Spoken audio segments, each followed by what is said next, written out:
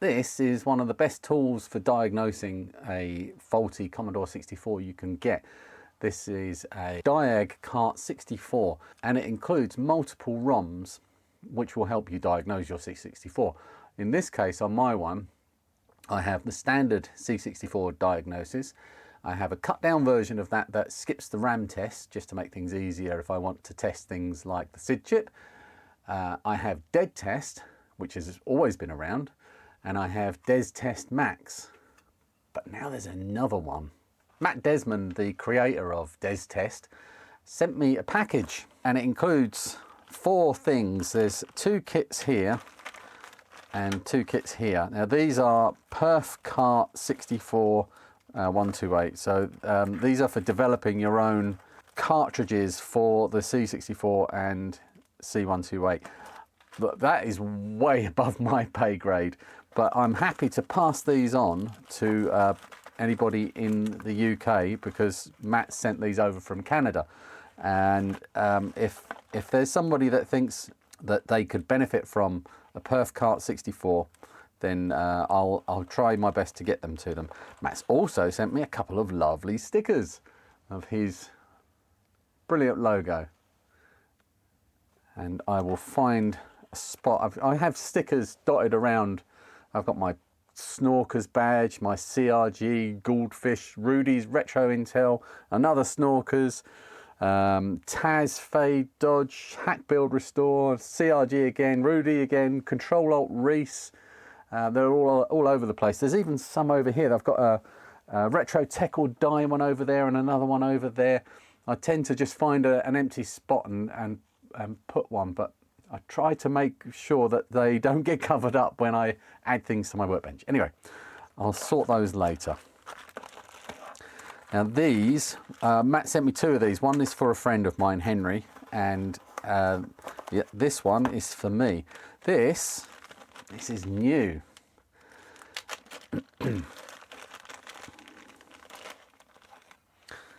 This is the DesTestSwitch.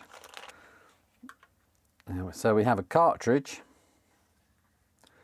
and with a ROM and a couple of logic chips, a 7402 and a 7474, some resistors, some LEDs, capacitors and switches, and that's about it. It's quite a nice simple thing. Looks like it'll be an easy thing to put together.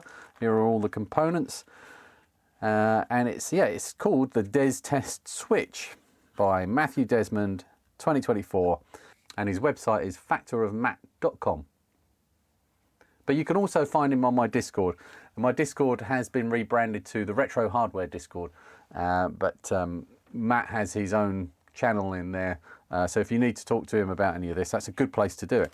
So what this does, actually I'll let Matt say in his own words, because I did ask him to give me some info. So the DesTestSwitch that I've sent you is a prototype, both hardware and software wise. I'm refining the hardware somewhat to have standard, or whatever that means, placement of the switch and LEDs so that commonly available cartridge prints can be used. I also need to ensure that the LS02 problem on the 128 is properly solved.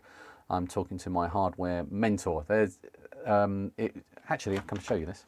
This is the docs, or the PDF that Matt sent me to go with the DesTestSwitch.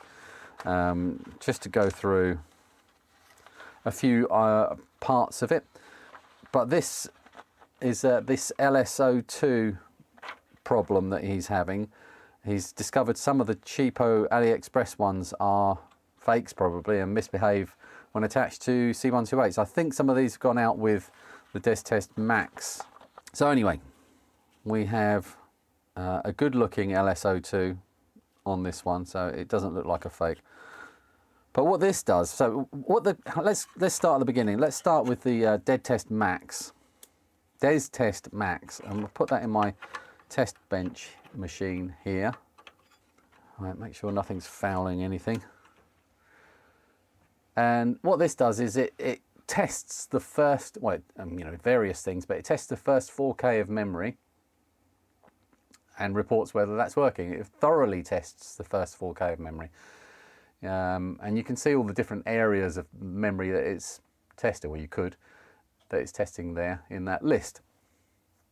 Now this machine I know is fully working.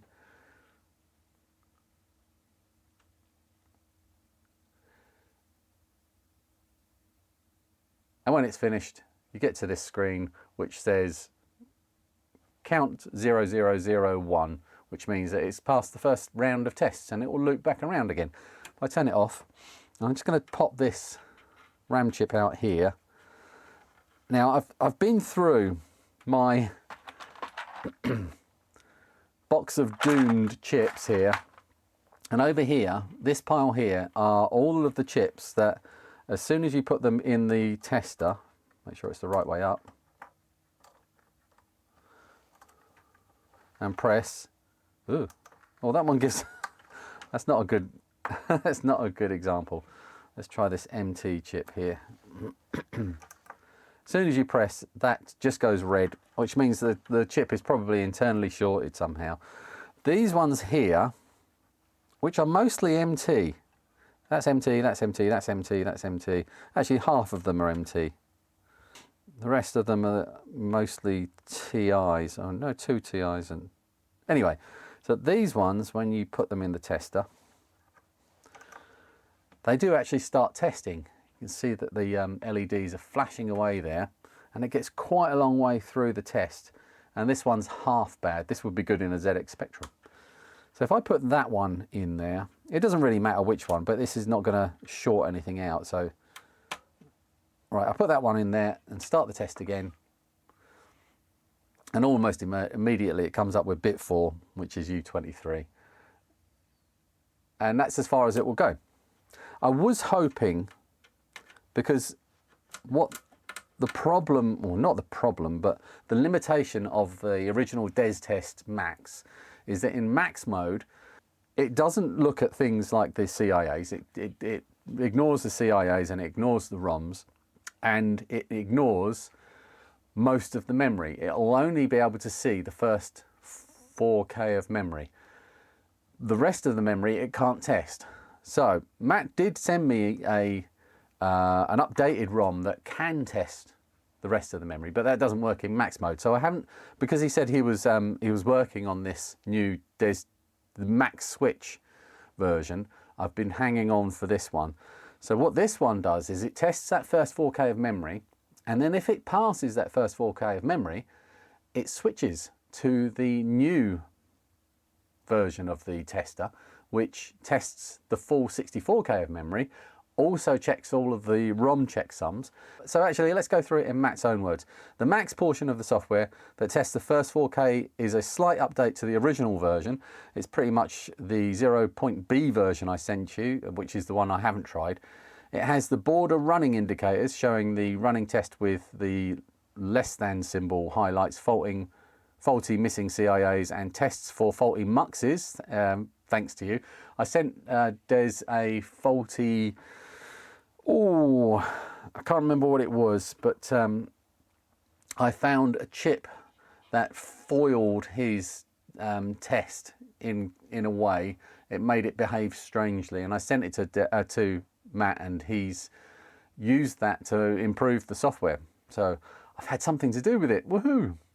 The other big change is that this version, if it passes, switches to DesTest Full, the 0.V version I sent you, to test the 64K. The full version shows ROM checksums, which, by the way, aren't available in max mode. So yes, it's a bit of a teaser or taster showing what's to come, but it isn't quite ready for prime time. So Matt is looking for feedback on this, but I don't think it's what he's hoping for as the finished product. So I don't think these are available yet, but this is a taste of what's to come. So the first thing to do is get rid of all these old chips, put my working one back in, and tidy up here, put this together, put this new cartridge together and give it a whirl.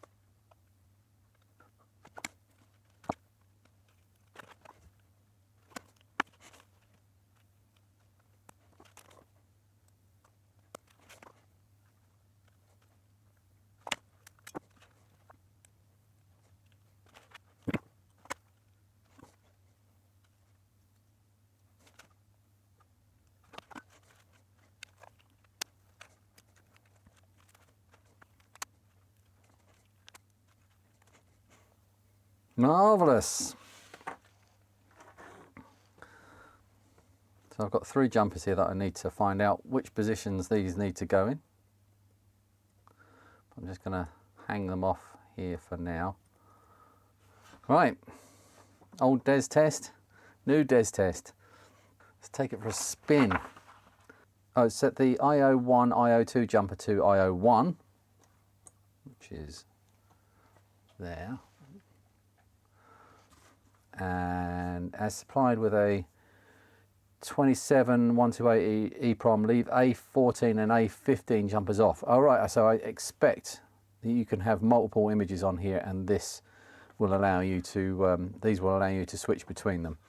The LEDs use 2K current limiting resistor each. Some say this makes for quite dim LEDs. Should you wish the LED to be seen from space, you may lower the value to a more reasonable and conventional 390R and say goodbye to all your milliamps and probably retinas. Yeah, so the A14 and 15 jumpers allow 27256 and 27512 EEPROMs to be used instead of a 27128. The silk screen on the reverse of the PCB is misleading, well, plain wrong, and should read, 27128. So it says 27128, A14 and A15 must be on.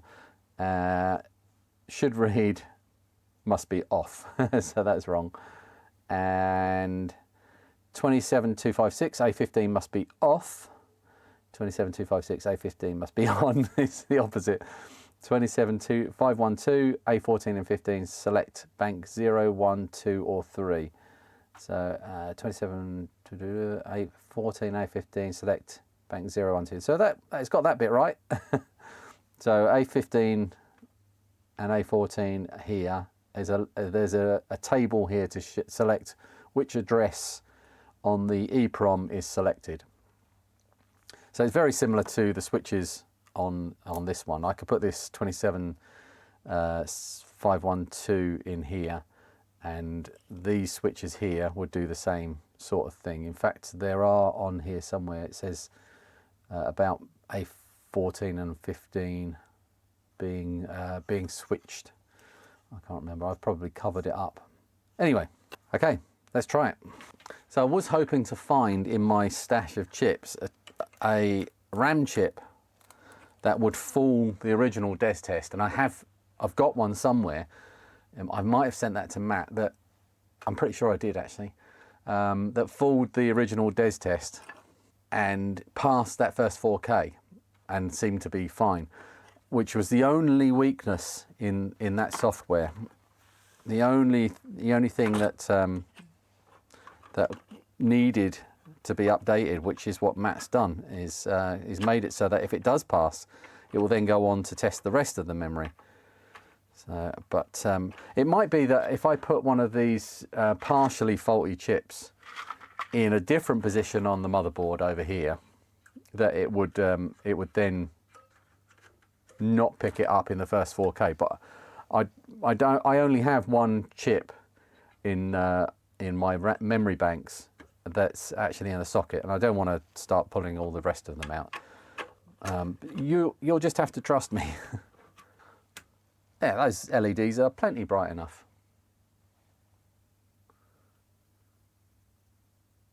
We've got some activity going on in the borders. So this part is very similar. You can see the arrow going down the list as it's testing, the less than arrow. Well, you could, it's gone now.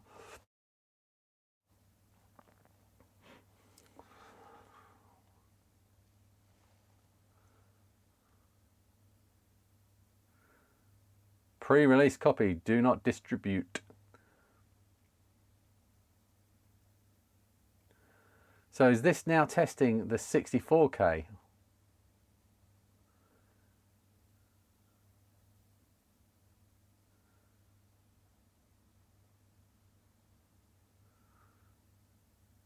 Right, it's done the, right, here we go. So 4 to 32K, it's testing 4 to 32K. So it's done the 0 page, it's done the stack, it's done the 0 to 4K, which is the max mode. It's now switched to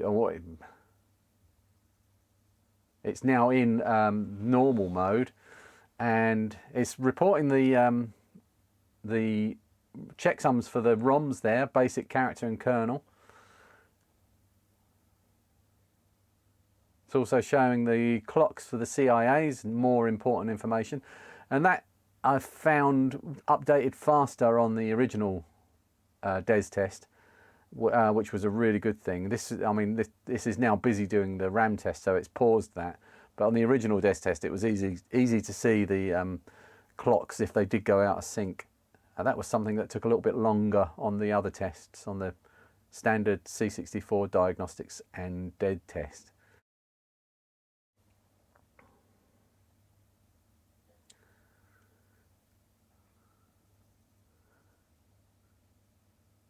So we've passed the 4 to 32K, now we're doing the second half of the memory, the 32 to 64K. I like this, is this pattern in the border deliberate, Matt? It's, it looked like interference at first, and I thought, oh, I'm shorting something, but I quite like it.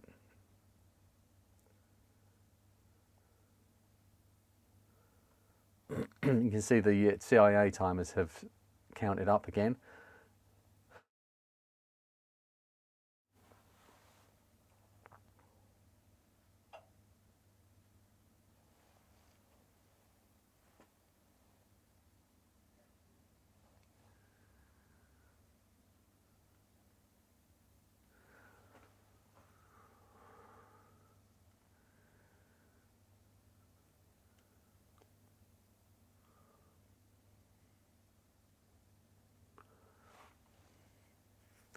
So this is taking a lot longer than the RAM tests in the normal C64 Diagnostics, which is in a similar mode to this in the normal C64 cartridge mode. And that's because Matt's doing a lot more thorough testing of the RAM. So he's using March testing, I'm assuming, which is a much more comprehensive test of memory and should pick up all of the edge cases that sometimes the standard C64 Diagnostics does miss occasionally, some edge case memory faults. So this is going to be my new go-to final test memory. So, well, it'll be my first test memory as well, because the initial instant test of the first 4K of memory, just in max mode, that stops the ROMs from being recognized. Fantastic. So when this passes, I'll actually pop a ROM out and we'll see what that says, see if it upsets it.